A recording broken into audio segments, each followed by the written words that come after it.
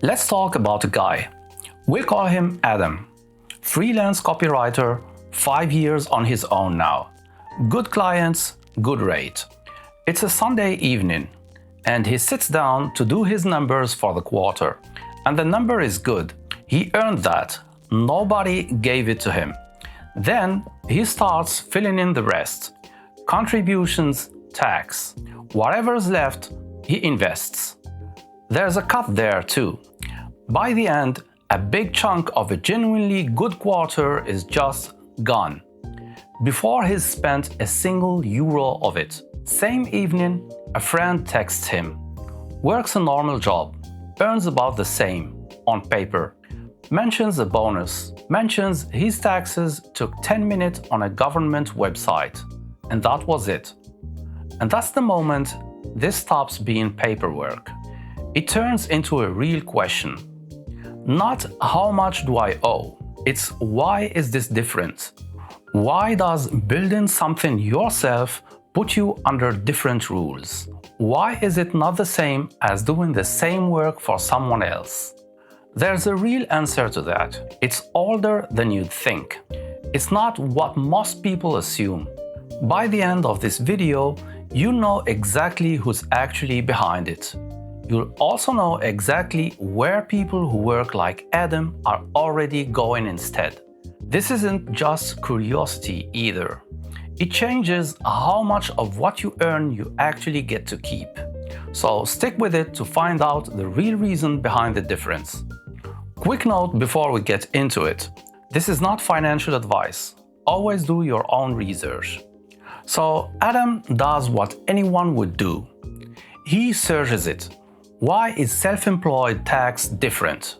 Why does investing get taxed differently depending on who you are? And he finds a lot of people. They feel exactly like he does. Pages of it. But he doesn't find an answer. So he stops searching how people feel about it. He starts looking for the actual rule.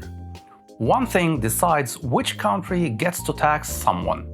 He wants to know what that is and why. That's where this gets interesting. He finds the framework. It still decides this today.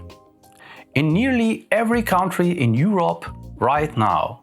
It was written in 1963, not updated in 1963. Written. And here's what it actually says, in plain terms. Which country gets to tax you depends on where you live and on where your work physically happens. That's it. That's the whole logic. Built for a world of factories and offices. Back then, you had one job, one country. You stayed there your whole career. Adam's laptop didn't exist yet. The internet didn't exist yet.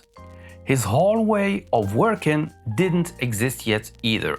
From anywhere, for anyone. None of that was even on the table. But the foundation deciding how his income gets taxed today, still that same one from the 60s. Once Adam understands where this rule comes from, a new question hits him. Is this just his problem? Or is it bigger than that? So he starts checking. And it turns out, this isn't just a feeling from one random Sunday evening. In the UK, hundreds of founders signed a petition. It's against a new tax on gains. Gains they haven't even realized yet, just for leaving the country. In France, business owners are fighting a proposed wealth tax right now.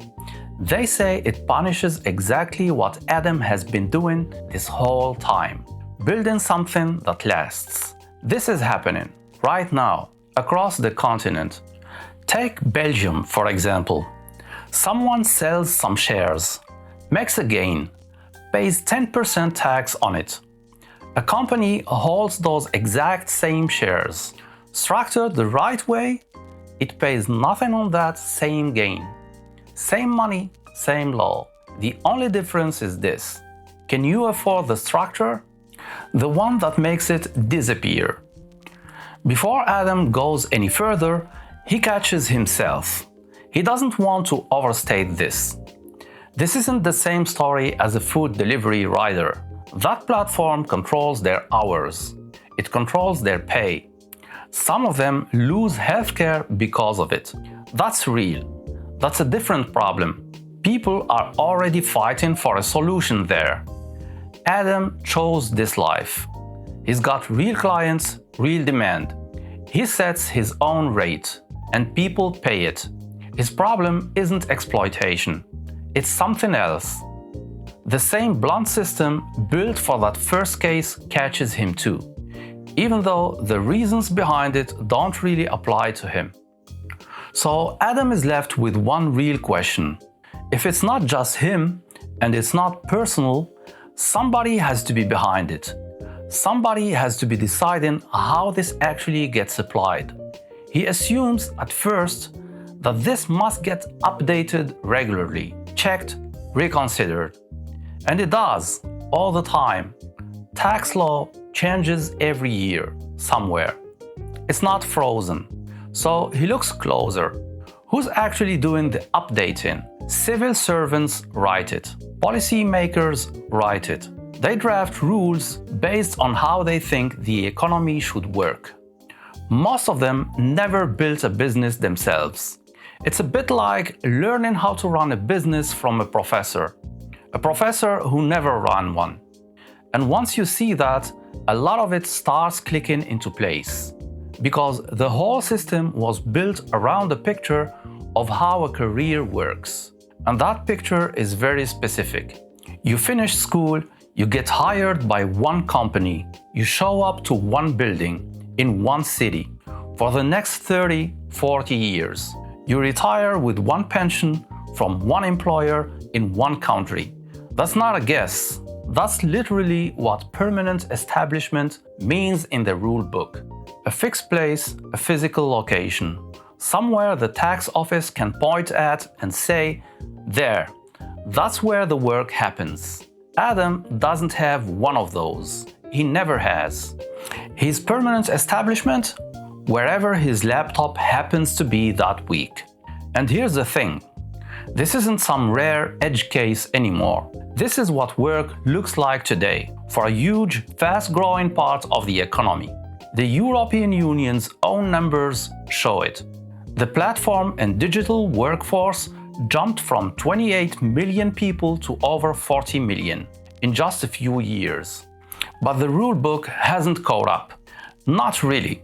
It still asks questions built for factories and head offices, built for a word, and that word mostly stopped existing sometime in the 90s. That's the museum. Not because nothing ever changes inside it. Things do change. Plenty of amendments, plenty of updates, but the foundation underneath it all still designs for old visitors. The new visitors never really show up. And here's the part that really gets him. It's not just that the people writing the rules never lived this life. Big industries showed up too. They made sure the rules worked for them. Nobody like Adam ever showed up to do the same. Large companies spend real money on this. Lawyers, lobbyists, seats at the table year after year. And the rules bend their way. Some tax structures only make sense at a certain size. You need to be big enough to afford the people building them for you. Nobody decided to leave Adam out on purpose. That's almost the more unsettling part. Nobody had to. He was just never in the room. And the people in that room, they weren't fighting for him. That's basically the whole answer. Not a plan, not a conspiracy. Just a rule book written by people who never lived inside it. Updated again and again by people who showed up to protect their own interests instead. And that's exactly why in any forum for freelancers and founders, you'll see the same handful of names come up, over and over. Estonia, Georgia, Cyprus. Not because those places charge nothing. They don't. But those countries made a call. Build a business alone there, and they'd rather keep you than squeeze you. Adam hasn't moved anywhere. This isn't a video telling you to. But now he gets it. So many people work the way he does. And they're all asking the same question. So there it is, not a conspiracy, just a rule book nobody like Adam ever had a say in. If any of that sounds familiar, you're not imagining it. Maybe you've looked at your own numbers and felt the same gap. If so, you're not the only one going through it. One video won't fix any of this. But understanding it is the first step. Making sure the money you do keep is actually working for you, that's the second. Maybe you're freelancing. Maybe you're running a business without a real safety net under you. That's exactly what my video on building an emergency fund as a freelancer is for. It's about building a fund that actually fits how you work, not the generic advice everyone else gets. Link is in the description. And if you want the checklist, it's linked below too. It will help make sure your investments are pulling their weight while all this sorts itself out. See you in the next one.